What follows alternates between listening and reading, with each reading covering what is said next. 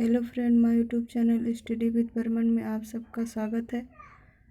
आज हम test number 25 लेकर आए हैं।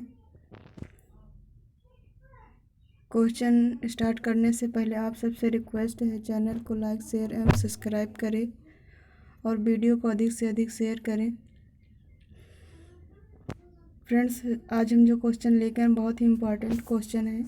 ये आपके एग्ज़ाम में 100% आएंगे, इसलिए रिक्वेस्ट है कि आप इसे बहुत अच्छे से पढ़िएगा। आज का हमारा पहला क्वेश्चन है, टैब का विस्तार रूप है। ऑप्शन है trend birth attend, trainee birth attend, train birth attend या उपर्युक्त सभी। तो ऑप्शन है, देखिएगा, इन चारों में से आपको बताना है कि इसका राइट आंसर क्या है, यानी इसका फुल फॉर्म पूछा गया है इस क्वेश्चन में।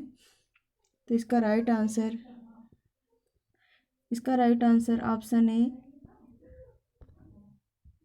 ऑप्शन ए है, ट्रेन बर्थ अटेंड है। हमारा अगला क्वेश्चन है,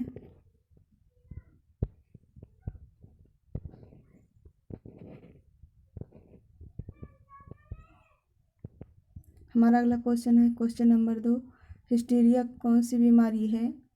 हिस्टीरिया क्वेश्चन है हिस्टीरिया है। ऑप्शन है आँखों की बीमारी, नाखूनों की बीमारी, बालों की बीमारी या मस्तिष्क की बीमारी। तो आपको बताना है कि हिस्टीरिया क्या है। हिस्टीरिया एक बीमारी या रोग है जो पाई जाती है। आपको बताना है कि इन चारों ऑप्शन में से क्या है इसका राइट आंसर। फ्रेंड्स, आप अपने आंसर कमेंट करके हमें ज़रूर बताइएगा कि इसका राइट आंसर क्या है। आइए देखते हैं कि इसका राइट आंसर क्या है।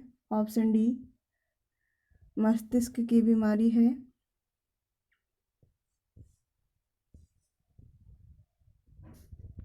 हमारा अगला क्वेश्चन है, क्वेश्चन नंबर 3,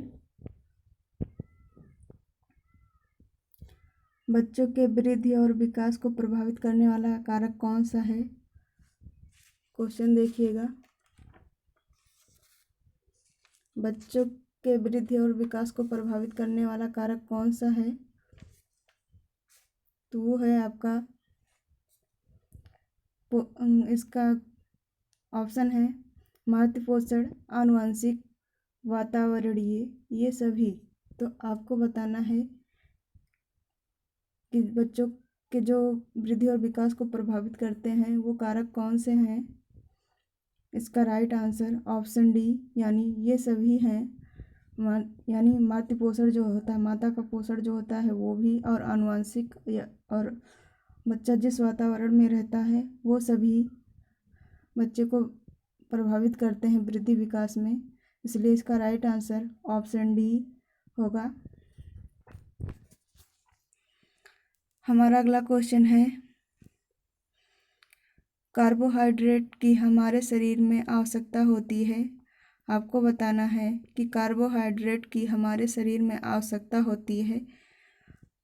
ऑप्शन है विकास के लिए, दैनिक ऊर्जा, प्रतिरोधक के लिए, क्षमता के लिए। का थोड़ा ऑप्शन कम सही लग रहा है। क्षमता यानी इम्यूनिटी पावर होगा, तो इसका भी तो वही तो होगा। इसका राइट आंसर होगा दैनिक ऊर्जा। कार्बोहाइड्रेट जो है वो हमें दैनिक ऊर्जा प्रदान करती है, यानी कैलोरी के रूप में।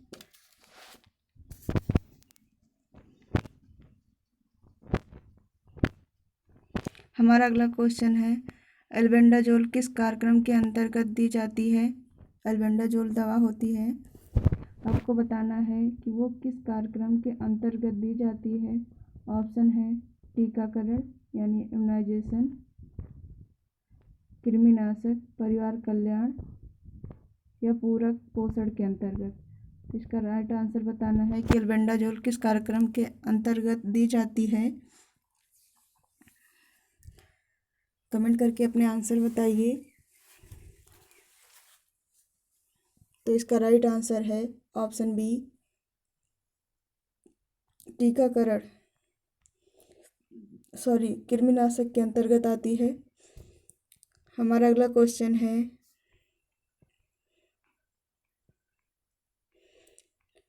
न्यूबॉर्न केयर कॉर्नर पर कौन सी सेवाएं दी जाती हैं?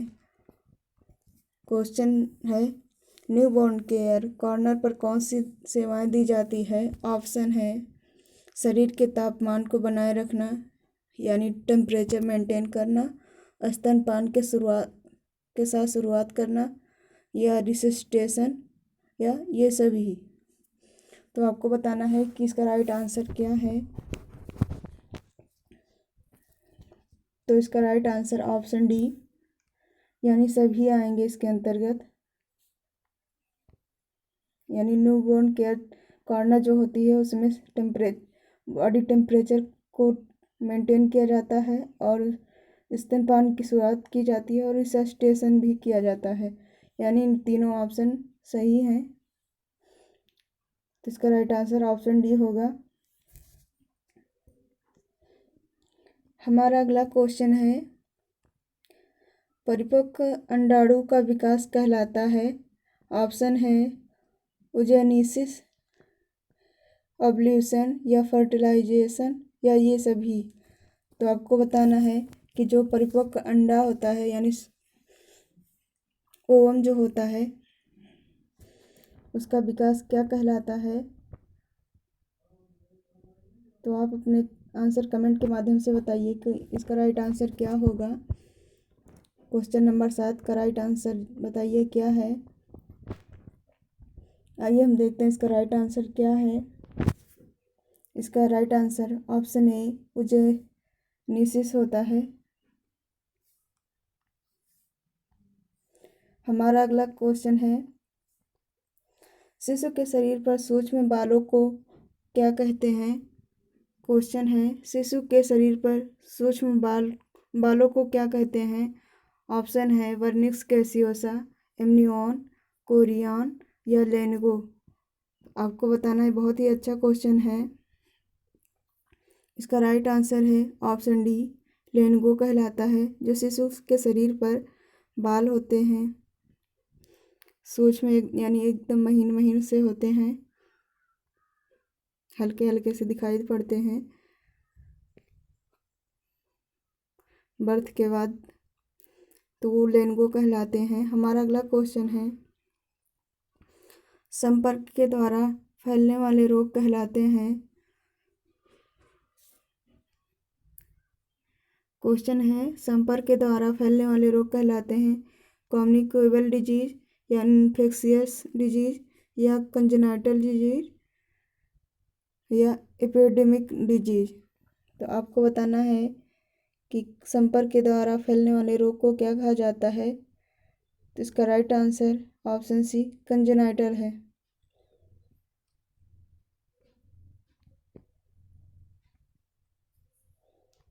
हमारा अगला क्वेश्चन है, बीटॉट स्पॉट किसकी कमी से होता है? ऑप्शन है vitamin A, vitamin D, vitamin C, vitamin B12। तो आपको बताना है कि इसका राइट आंसर क्या है। यानी बीटॉट स्पॉट किसकी कमी से होता है? तो इसका राइट आंसर है ऑप्शन ए, विटामिन ए, यानी विटामिन ए की कमी से होता है। यह आंखों से संबंधित रोग है।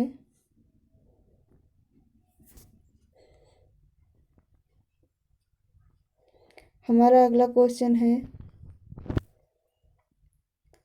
0 से 5 साल तक के बच्चों को विटामिन ए की कितनी खुराक दी जाती है? क्वेश्चन है, 0 से 5 साल तक के बच्चे को विटामिन ए की कितनी खुराक दी जाती है?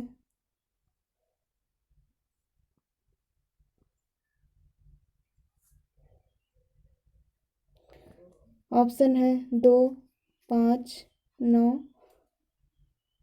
6। तो आपको बताना है कि जो विटामिन ए की खुराक दी जाती है वो कितनी दी जाती है। तो इसका राइट आंसर है ऑप्शन सी, 9 खुराक दी जाती है 0 से 5 साल तक के बच्चों को विटामिन ए की।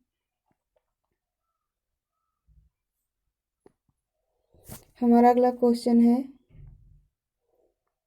गर्भावस्था के दौरान महिला द्वारा प्रतिदिन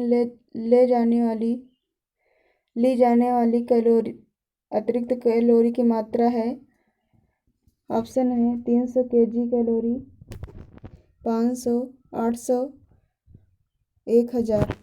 आपको बताना है कि गर्भावस्था के दौरान एक गर्भस्थ महिला प्रतिदिन से अतिरिक्त कितनी कैलोरी लेती है।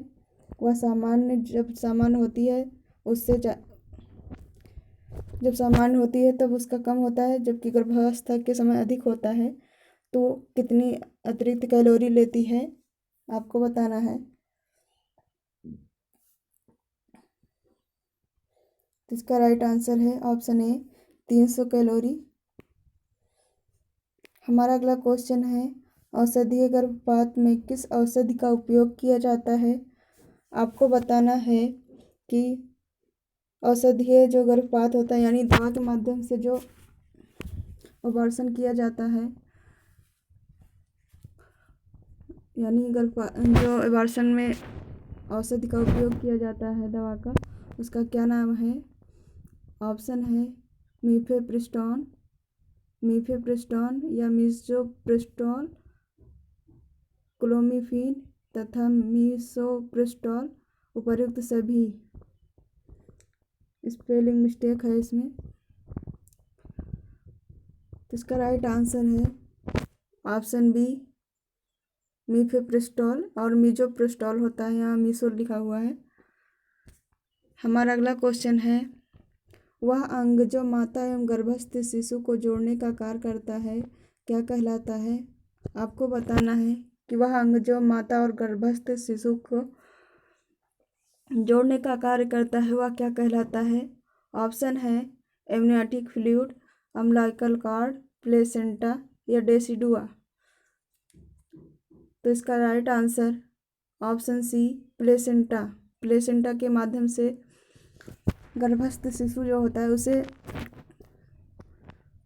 आहार मिलता है और जो वेस्ट पदार्थ होते हैं उसी के माध्यम से बाहर वह डिस्चार्ज करता है। हमारा अगला क्वेश्चन है, हैजा का क्या कारण है। क्वेश्चन देखिएगा, हैजा का क्या कारण है। विब्रियो कोलेरी, साल्मोनेला टाइफी या क्लोस्ट्रीडियम टिटेनी या ब्रोडिटेला पर्ट्यूटिस। तो आपको बताना है कि इसका हैजा का कारण क्या है। तो इसका राइट आंसर ऑप्शन ए है, विब्रियो कोलेरी के द्वारा होता है जो हैजा होता है। हमारा अगला क्वेश्चन है, निम्न में से एक संक्रामक बीमारी है। इसके ऑप्शन नहीं दिए गए हैं, ऑप्शन है लेकिन इसको सीरियल वाइज नहीं किया गया है। ऑप्शन है मधुमेह, हार्ट फेलियर, अस्थिभंग, टिटनेस। तो आपको बताना है कि संक्रामक बीमारी कौन सी है निम्न में से।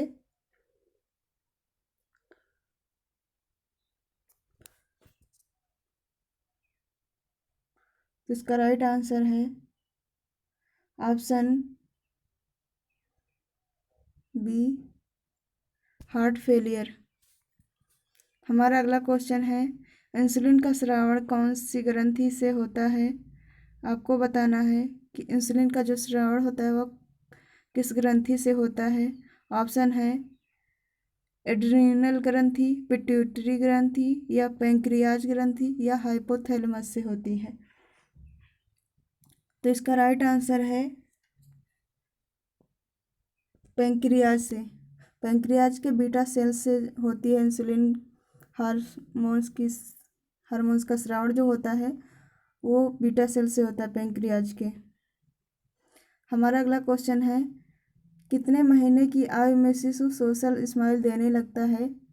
ऑप्शन है 1 महीने, 2 महीने, 3 महीने या 4 महीने पर। तो आपको बताना है कि कितने महीने पर जो शिशु होता है वो सोशल स्माइल देने लगता है? इसका राइट आंसर है ऑप्शन सी 3 महीने पर।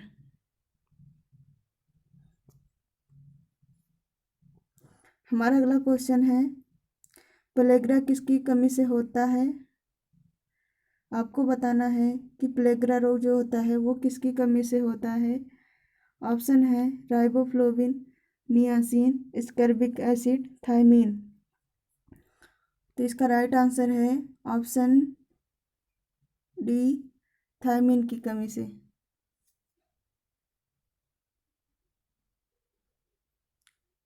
हमारा अगला और अंतिम क्वेश्चन है, वर्तमान में राष्ट्रीय एड्स कंट्रोल प्रोग्राम का कौन सा चरण चल रहा है? आपको बताना है कि वर्तमान समय में जो राष्ट्रीय एड्स कंट्रोल प्रोग्राम है वो उसका कौन सा चरण चल रहा है। ऑप्शन है प्रथम, द्वितीय, तृतीय, चतुर्थ।